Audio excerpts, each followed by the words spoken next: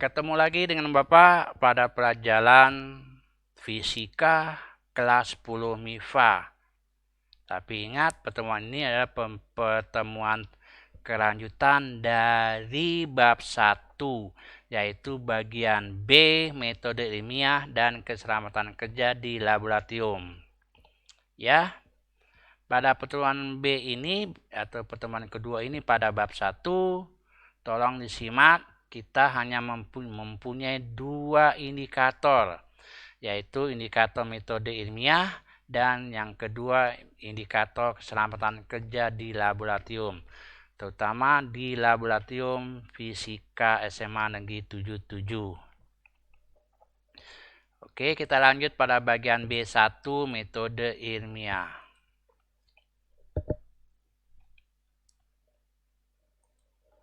Apa itu metode ilmiah?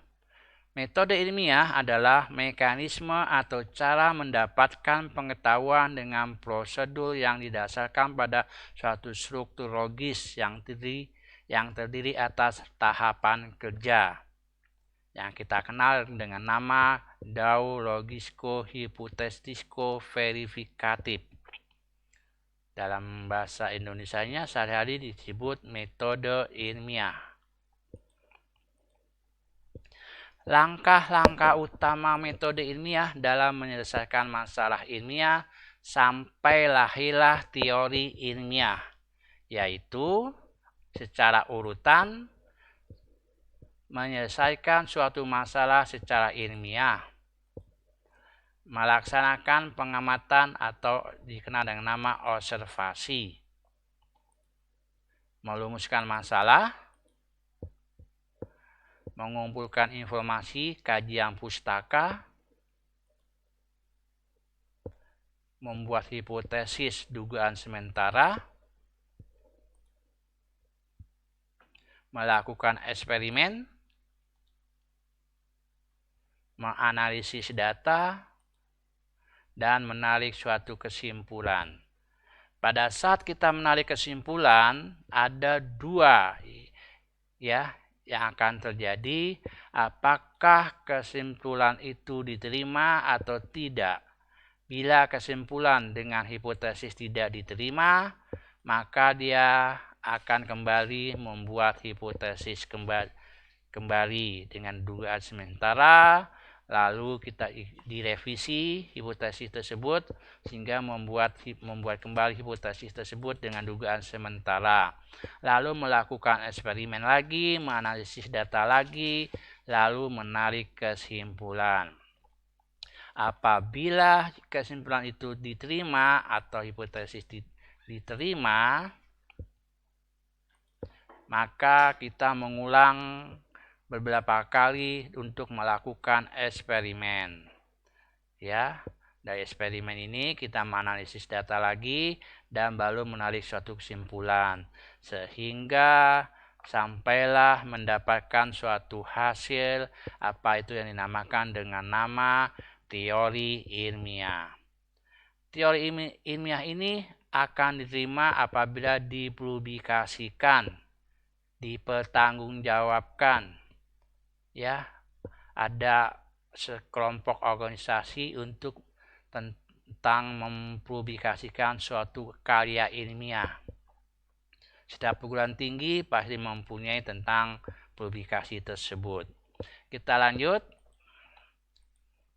Dengan kata lain, metode ilmiah adalah prosedur atau cara untuk mengetahui sesuatu yang mempunyai langkah-langkah sistematis dan menggunakan cara berpikir yang logis. Kita lihat, dia sedang berpikir, when, why, and how do. When do the research? Ya, apa yang harus kita laksanakan? Ada masalah apa? Hasrat ingin tahu yang tinggi. Nah, dengan dua metode, salah satunya adalah metode non-ilmiah untuk mencari jawaban sehingga didapatkanlah suatu solusi untuk mencari jawaban, sehingga kita melakukan pendekatan non-ilmiah. Yang kedua pendekatannya adalah pendekatan ilmiah atau metode ilmiah. Untuk mencari jawaban dibutuhkan suatu solusi, dibutuhkan pendekatan ilmiah dan metode ilmiah, sehingga dengan bantuan ilmu pengetahuan sehingga didapatkanlah suatu penelitian. Ya, inilah perbedaan kecil dari metode non ilmiah dan metode ilmiah.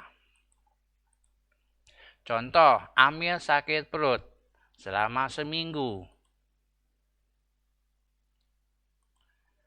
Pendekatan ilmiah, cari data di lapangan. Amir makan apa?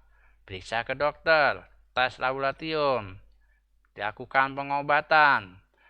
Kesimpulan, Amir keracunan. Pendekatan non ilmiah, pergi ke dukun. Penyembuhan, kesimpulan, Amir kena guna-guna dari teman atau musuhnya.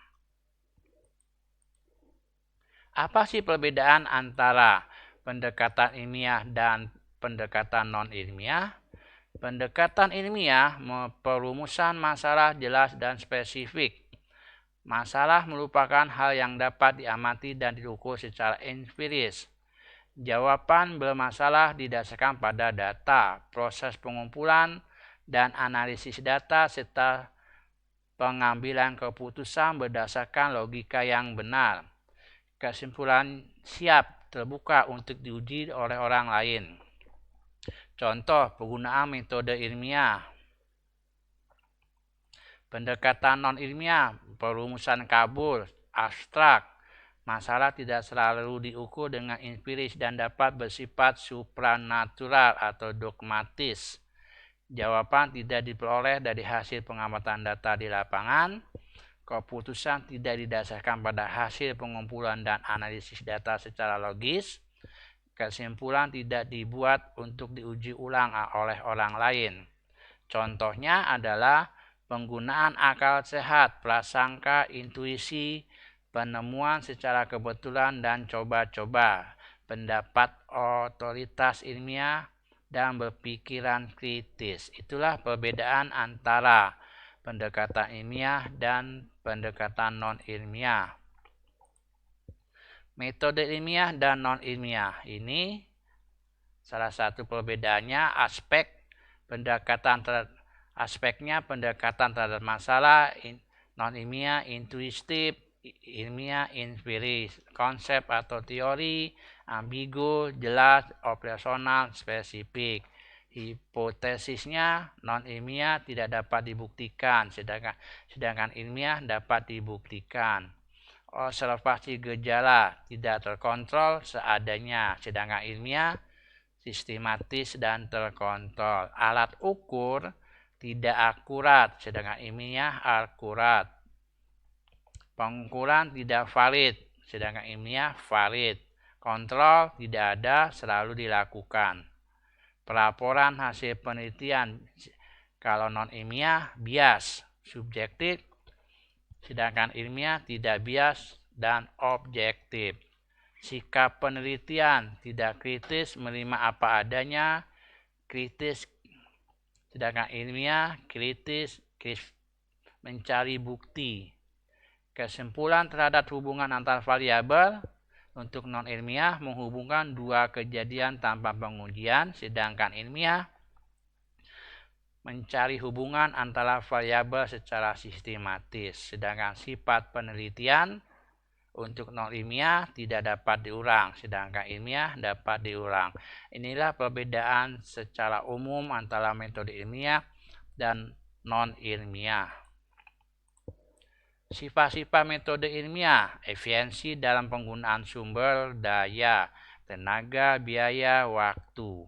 Terbuka, dapat dipakai oleh siapa saja. Teruji, prosedurnya logis dalam memperoleh keputusan. Pola pikir dalam metode ilmiah. Kita bedakan dua yaitu induktif dan deduktif. Kalau induktif, pengambilan keputusan dari kasus yang bersifat khusus menjadi hal yang umum atau dari kecil menjadi besar. dunia empiris yang objektif dan berorientasi pada fakta sebagaimana adanya. Sedangkan deduktif adalah pengambilan keputusan dari kasus yang bersifat umum menjadi hal yang khusus, dari yang besar menjadi kecil. Ya, contoh sederhana, induktif, tumbuhan akan mati, khusus. Hewan akan mati, khusus. Manusia akan mati, khusus. Jadi dapat kesimpulan semua makhluk hidup akan mati, umum. Ini bagian besar. Deduktif, semua manusia akan mati, umum. Alis adalah manusia, khusus. Jadi dapat disimpulkan Alis akan mati. Bagian kecil, khusus. Sarana berpikir ilmiah dengan cara logika matematika, yaitu dengan deduktif kita bedakan dari kasana ilmu menjadi deduktif, ramalan hipotesis, pengujian, metodologi penelitian, fakta, induktif. Ini adalah pola pikir dengan logika matematik. Keunggulan metode ilmiah. 1. Memupuk sifat objektif, metodik, dan sistematis. Mencintai kebenaran dan bersifat adil. Menyadari bahwa kebenaran ilmu tidak bersifat mutlak. Membimbing untuk bersikap optimis, teliti, dan berani membuat pernyataan yang menurut keyakinan ilmiah yang benar. Membimbing kita untuk tidak percaya begitu saja pada suatu kesimpulan tanpa adanya bukti yang nyata. Itulah salah satu keunggulan metode ilmiah. Keterbatasan metode ilmiah. Kebenaran ilmiah bersifat tentatif. Sebelum ada kebenaran ilmu yang dapat menolak kesimpulan, maka kesimpulan itu dianggap benar. Sebaliknya, kesimpulan yang dapat menolak kesimpulan ilmiah terdahulu menjadi kebenaran yang baru. Tidak dapat menjangkau atau membuat kesimpulan yang bersangkutan dengan yang baik dan yang buruk, atau sistem nilai tentang seni, keindahan, dan juga tidak dapat menjangkau untuk menguji adanya Tuhan. Itulah indikator pertama tentang metode ilmiah. Sekarang kita masuk metode indikator kedua, yaitu keselamatan kerja pada laboratorium fisika. Setiap sekolah atau setiap unit kegiatan kerja yang mempunyai bengkel, bekerja, atau laboratorium, terutama menyangkut banyak jiwa manusia, selalu harus dipikirkan pola keselamatannya. Karena laboratorium adalah tempat bekerja karyawan, dosen, asisten, mahasiswa, atau pelajar, maka perlu dipikirkan keselamatan kerja dalam laboratorium tersebut. Laboratorium adalah tempat penyimpan alat-alat yang mahal harganya, demikian pula data-data berharga lainnya. Maka keselamatan ini perlu dibuat, yaitu meliputi tempat bekerjanya, alat dan bahan yang tersedia, pekerjaan dan hasil karyanya, hubungan antara pekerjaannya, praktikan atau seorang praktikum, asisten, mahasiswa, dosen, atau dinamakan pengguna lab, dan lingkungan. Keselamatan kerja di dalam laboratorium fisika. Laboratorium fisika dengan perabotannya ada listrik. Kecerakaannya akibat kebakaran perlu diperhatikan. Kecelakaan akibat bahan kimia atau alat peraga perlu diperhatikan. Label bahan kimia yang berbahaya pun juga perlu diperhatikan. Dan pencegahan terhadap bahan kimia yang berbahaya. Beberapa catatan mengenai laboratorium yang menyimpan bahan-bahan kimia. 1. Semua bahan kimia harus tersimpan dalam botol atau kaleng yang sesuai dan tahan lama. Sebaiknya disimpan di tempat-tempat yang kecil dan cukup untuk pemakaian sehari-hari. Tempat persediaan untuk jangka panjang harus tersimpan dalam gudang bahan kimia yang khusus atau gudang dalam tanah misalnya. Setiap saat bahan kimia harus diperiksa secara rutin.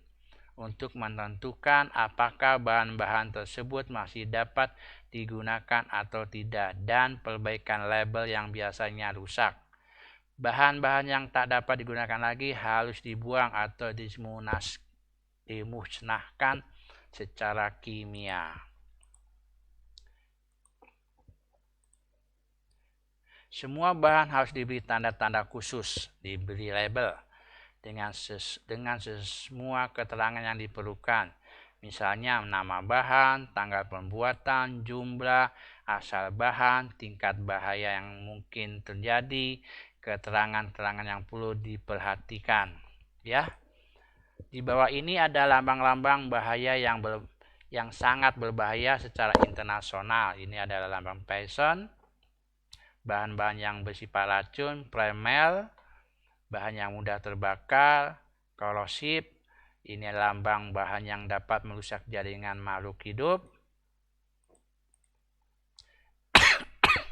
Iritasi material, sedikit saja masuk ke tubuh dapat membakar kulit. Toksin, sedikit saja masuk ke dalam tubuh dapat menyebabkan kematian. Oxidizing agent, bahan yang dapat menghasilkan panas bila bersentuhan dengan bahan-bahan lain, terutama bahan-bahan yang mudah terbakar. Ya, eksplosif, radioaktif, dan tegangan tinggi. Ini biasa yang kita lihat.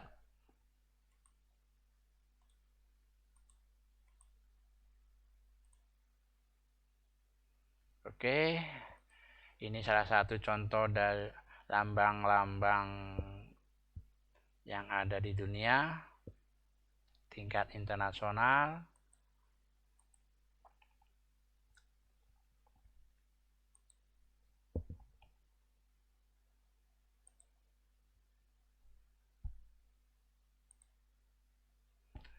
Lambang-lambang ini bisa kamu upload di internet ya, di browsing. Tulis aja lambang-lambang berbahaya dalam satu perusahaan. Nah, salah satunya di dalam laboratorium juga harus ada tempat sampah. Setiap laboratorium harus memiliki tempat sampah yang khusus. Sampah cair yang tidak dibuang di saluran air hujan atau septic tank, tempat sampah cairan bahan kimia, tempat sampah reaktif, sampah radioaktif, dan sampah biasa, dan pembuangan air cucian.